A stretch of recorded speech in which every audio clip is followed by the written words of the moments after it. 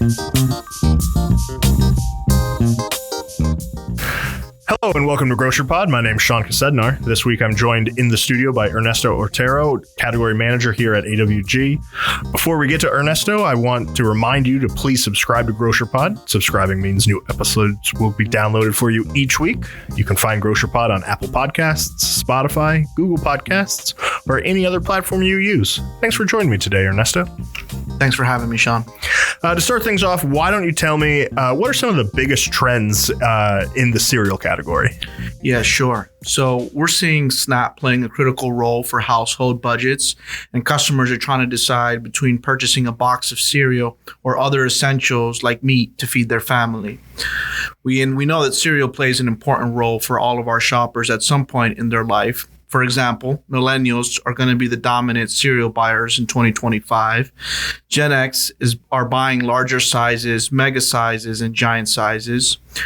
Boomers over-index on private label or value label products, which is also indexing very high for Gen Z, Zoomers, and Zillennials, who also want value and better health claims and sustainable brands. Also seeing a large part of cereal shopping is coming from our ever-growing Hispanic consumer driving ready-to-eat cereal. So in short, we have incorporated those trending points to help us our cereal strategy. And so how can our member retailers use some of these trends? Like what do these numbers mean for them? Right. I think the most important thing to keep in mind is that there is a lot of different consumers shopping cereal.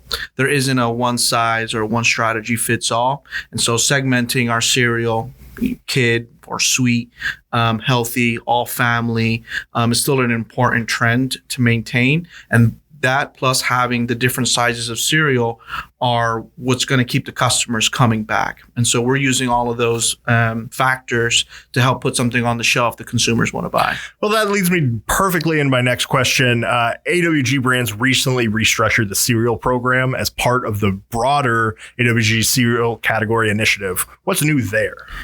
Yeah, our new cereal program includes a hyper focus on the ready-to-eat box cereal program. We've historically had an always saved bag program, which we've decided to halt due to market declines and a declining CAGR. Our new box program is going to drive a ton of value for our customers and members. We've refined the offering to ensure the top-selling flavor profiles are being offered, and we've also refined our best choice offering, reducing our offering slightly to ensure we're maximizing turns inside the warehouse and reducing waste for our members. We've also further simplified our pricing by recommending a singular price point across all sizes. This will create more simplicity on the shelf and help with pricing architecture for our members. What are some of the advantages of the new AWG brand cereal program? Yeah, Sean. So the advantage of the new AWG brand cereal program is hyper focus on capitalizing on value trends and price point, like we spoke to before. The sizing will allow our member retailers to make healthy profits as well. Our Always Saved box cereal program is intended to compete across the street directly with our biggest competitors on private label. Our Best Choice program is intended to compete on shelf with comparable national brands. Our former program only had 2 promotional events. We're now up to 8 for 2024, with deep discounts for our members being the most competitive with both Post-Consumer and WK Kellogg's. We're also providing stackable perforated cases for our member retailers to create fun and exciting displays in their stores. And that's true for both the Always Save and the Best Choice lineup. Man, I think having those display options has to be like huge for retailers because, I mean, obviously that's just going to lead to more sales, and you guys, giving that to them and without them having to come up with ways to display stuff to really highlight the product, takes so much work out of it for them, right? Absolutely. And we're really excited for them to be able to find any nook and cranny or somewhere in the storefront where they can place these pallet configurations and get customers excited about the lower price point, the value they want to see, and the new design boxes.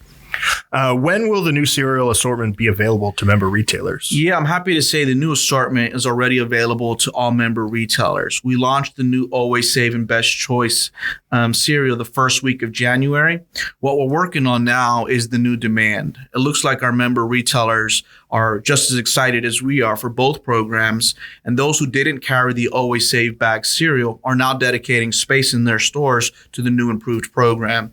We're staying close to the projections and the forecast to help our supplier partners build up enough inventory for the new demand, which is very promising. All that to say, the new cereal assortment is available, and we're ramping up production to satisfy demand and win the market with our retail members. So give me 1-2 sentences about if anybody hasn't done a reset of their cereal category, like why do they need to, what are they going to get out of it? Yeah, absolutely. I mean, we're projecting 5% lift in sales, right around 4% in profitability.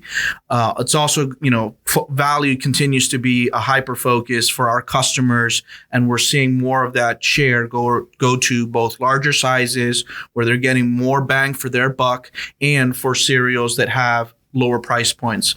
So we're going to capitalize on both of those with these new programs. And our members have all the capability now to move the cereal boxes within these perforated cases across the store. So it should mean more sales for them, more dollars in their pocket, and more satisfaction for our customers. You mentioned a couple of times about putting the pallets in other places other than just the cereal aisle. Have you seen anywhere that's been super successful? Yeah, I think right in front of the store as customers come in, putting that right in front, I think would drive basket. And when we think about other places to put it, you can always drop a small mod or a few perforated cases in front of milk. And so in case a customer hasn't already picked up their cereal, they can there. That's a really great idea. Ernesto, thank you for joining me today. I appreciate it, Sean. Pleasure to be here. And thank you all for listening. Again, please like and subscribe to Grocer Pod so you can automatically hear all the latest things going on around AWG. And until next time, this has been Sean Kosednar for Grocer Pod.